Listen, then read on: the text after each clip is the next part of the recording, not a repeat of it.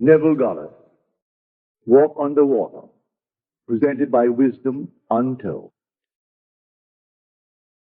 The Bible is addressed to the man of imagination. He who is immortal and cannot die. The eternal body of man is the imagination. That is God Himself. The divine body, Jesus. We are His members. Ted Kennedy recently gave a eulogy for his brother in which he quoted a passage from George Bernard Shaw. The thought was this: some men see things as they are and say, why? I dream of things that never were and say, why not? When you think of your birth into this world as an act of God, can anything be impossible to God? Not knowing how or why you are here, you sin against the Holy Ghost when you dare to put a limit on the power that brought you here. There is no sin against the Holy Ghost other than man's belief that something is impossible to his own wonderful human imagination. I want you to go all out, to put no limit on God's creative power, to imagine that which is unimaginable, and to walk on the water through faith. Water symbolizes your acceptance of life as psychological, and its drama as taking place in the imagination. When you cease excusing yourself or anyone for life experiences and begin to rearrange the structure of your mind to feel your desire is fulfilled, you are walking on the water. Scripture speaks of the stone, the water, and the wind. Accept the facts of life, and you are stepping down on stone. Change the facts in your imagination, and you have turned them into psychological truth, which then becomes a spiritual experience.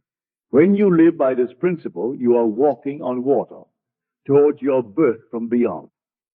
Let me now share some experiences of a friend who practices the art of walking on the water. In his letter, he said, there is a lady in my office who was constantly talking about the absence of decent, eligible men in her life, claiming they were all riffraff and no good. 6 weeks ago, while driving home from work, I revised her words. I heard her tell me she was dating a marvelous man and sharing the wonderful things they were doing. Recently, this lady was so glum, I reminded myself to revise her words again, so I did. Yesterday, she spent 20 minutes telling me of the perfect gentleman she is now dating. He must be terrific, for this lady is now walking in ecstasy.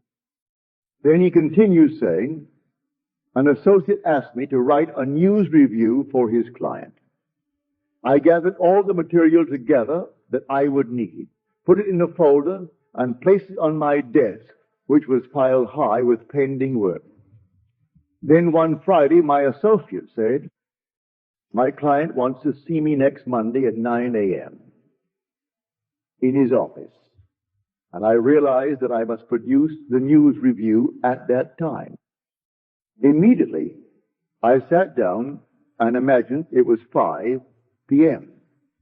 My review was completed, read by my associate, and approved. I heard him say, it is just fine. Satisfied with that scene as my end result, I found the folder, sat down at my typewriter, and typed 4 pages as everything flowed smoothly. At 5:00 that afternoon, my associate stopped by my office, read the report, and said the exact words I had heard him say in my imagination. It is just fine. When you truly believe that imagining creates reality, you will know there is no fiction. How can there be fiction when imagining is forever creating its reality?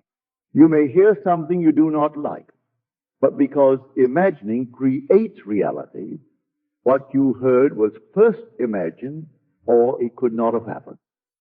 When you revise the hearing by stopping the action and rewriting the script, you are walking on the water.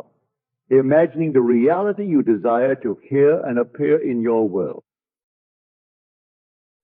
My friend continued his letter saying, there are certain things in my life I do not understand. Last Sunday, as my wife, our youngest son, and I were planting summer flowers, I realized that I was experiencing in detail what I had dreamed as happening last winter. At the time, I thought the dream must have been symbolic, but not knowing the symbolism of flowers, I dropped it.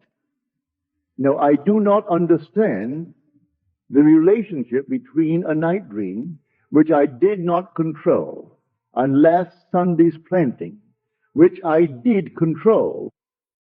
Every event in life contains within itself something beyond its physical experience. Flowers symbolize the growth of plantings. During winter, when nothing grows, he planted seeds which he will harvest not only in the world of Caesar, but also in the world of the Spirit, as we all do. I urge you now to use your imagination and walk on the water. Plant the seeds of desire in the depth of your soul and allow them to flower on earth. If you do not see their harvest immediately, believe what you did, for it will come whether you recognize it or not. And do not sin against the Holy Ghost by saying something is impossible. For God is your own wonderful human imagination. And nothing is impossible to imagine. When someone tells you something, although you may deny its truth or possibility, you must imagine in order to understand their words. Unless, of course, they speak in a foreign tongue, then all is nonsense. As Paul said, I would rather speak 5 words with understanding than 10,000 words that cannot be understood. Don't think of the reasons why you cannot have your desire. Simply think you already have it. If you tell yourself it is not possible, you are sinning against the Holy Ghost. I know of no limitation to the power of God. David is described in the book of Samuel as ruddy, with beautiful eyes and fair of skin. If you judge from appearance, then certain races would be excluded. But David is not of this world. David is he who rises in us because of the descent of the seed of God. Whether you are Caucasian, Negro, or Oriental, Christ, God's seed, descends and plants itself in you. And when union between that descending higher seed and that which is only an animated being takes place, you are individually lifted into a supernatural world where you know yourself to be the father of God's only begotten Son, David. I urge you to use your imagination for everything that is lovely and loving. I don't care what your desire may be. Your imagination will give it to you. For the human imagination is the divine body. The world calls Jesus because you can imagine, and I can imagine, we are members of that one divine body. And all things are possible to Him. There is not a thing impossible to God. All you need do is imagine its fulfillment. Faith is an experiment which ends as an experience. Experiment by believing you already have all that you desire, and you will have the experience. Test yourself like my friend did. He experimented with the thought that the lady had a wonderful boyfriend. He then imagined hearing her tell him about the new man in her life. Then his experiment became her experience. You are the center of the world in which you live. A seeming other is only an extension of yourself, for the center of your being is protein. It is he who plays the parts of all the seeming others. I challenge you to experiment with a new or better job, a husband or a wife, a new car or home. Don't try to analyze your desires or blame yourself. For the moment you do, you discover unnumbered things which are unlovely, and the moment they are thought, they are formed. No one is without sin. At some time, everyone has mentally coveted or stolen. Describe a man in unflattering terms, and you have stolen his good name. Everyone is guilty. Therefore, do not analyze yourself, for if you do, you will miss your mark. To worry about what you may have done is to waste your creative power. You will reap the tares as well as the wheat, as every imaginable act fulfills itself. But start now to plant something lovely, not only for yourself, but for your neighbor, friend, or child. Fall in love with the idea that he is happy and secure. Feel the satisfaction that comes when one recognizes his harvest. For if a harvest is not recognized, there is no satisfaction. But when you do something consciously and see your harvest, you will receive enormous satisfaction. Prove your thoughts have creative power by consciously imaging constantly and walk on the water. No matter what happens in the course of a day, revise it. Make the day conform to what you want it to be, and you are walking on the water. Genesis tells the story of Jacob, who saw a well covered with a stone. Removing the stone, he drew water for his flock. And when he put the stone back, everything appeared to remain the same as before. So no one knew who had rolled away the stone and removed the water. In the New Testament, Jesus performed his first miracle by filling the stone jars with water and drawing out wine. Facts blind the eye of imagination. I have come to cure this blindness and show you how to remove the acts of nature. The woman in the office shared her facts as well as the man who had been bawled out, discovering imagination to be his well. My friend removed those stone facts from his mind and drew the truth he desired to hear out of his imagination and placed it in another vessel, another fact. Pour water into any container, and it will not care what shape or size the vessel may be. Freeze the container, and the water will have taken on its shape. So if you remove the stone and draw out the water, you can place it into any shape you desire, and it will externalize itself.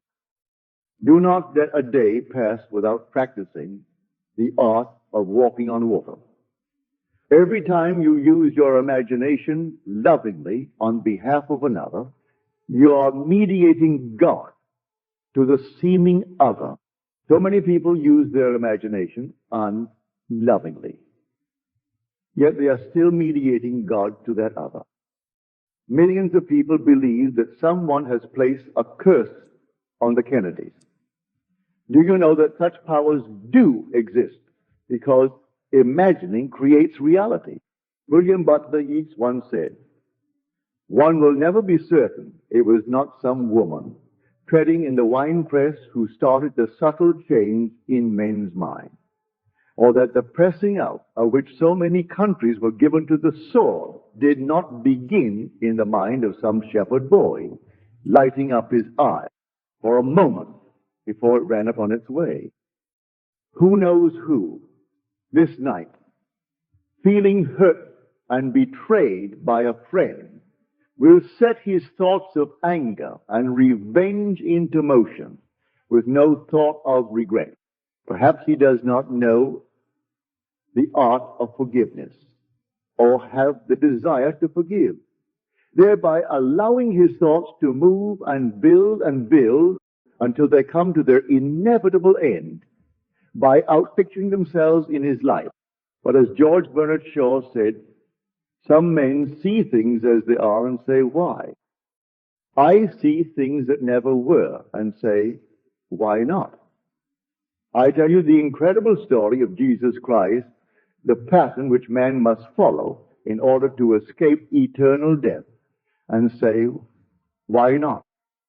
How can we who were physically born by the grace of God, that cannot make one hair on our head or fingernail grow, dare to put a limit on God's power.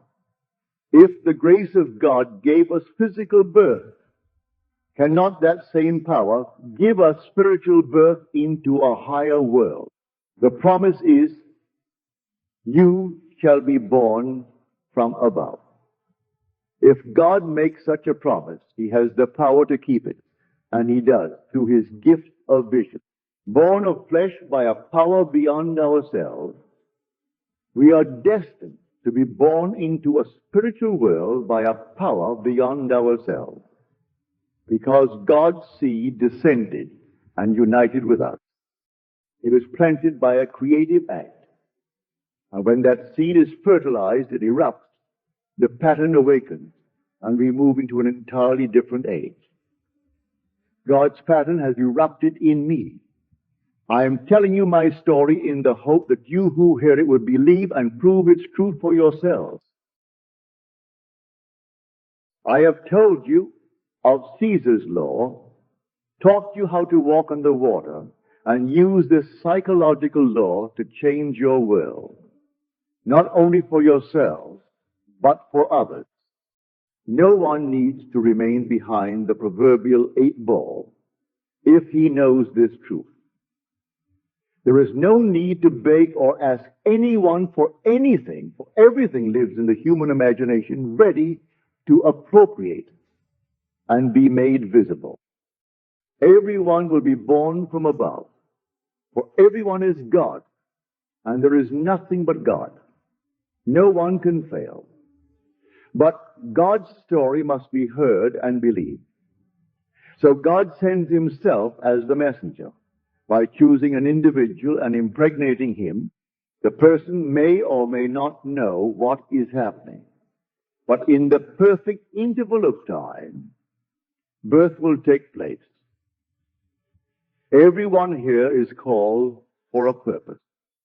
If you have not been united with this seed, wait, for it is sure and will not be late. There are those who have been conscious when they received the seed. Others have not. But when the child is born, does it matter whether the moment of conception is remembered or not? It's all the fulfillment of a perfect plan within God's eternal body, each filling His specific order. There are those who will be the apostle, others the prophet, still others the teacher, the helper, and the healer. There are different levels in the body of God, but it doesn't matter, because in that body we are all one. Take me seriously. When you know what you want in life, construct a scene which would imply your desire is fulfilled. See it as clearly as possible. Feel its naturalness. Experiment until you know the scene and all it implies is real. Now, to the degree that you believe in its reality, your experiment will become your experience. Do not stop there. Keep on imagining and share your results with others. Tell them how to free themselves from this bondage to Caesar. When you know who you really are, you will not envy anyone. How could you when you know you are God and they're only yourself pushed out? If tomorrow something comes into your life that is not to your liking, do not accept it, for this fact blinds the eye of imagination. Remove the blindness by asking yourself what you would like in place of what seems to be. Enter into that thought. Revel in it as though it were not a fact. Persuade yourself that it is. Believe in its reality, and it will become your experience. Now let us go into the silence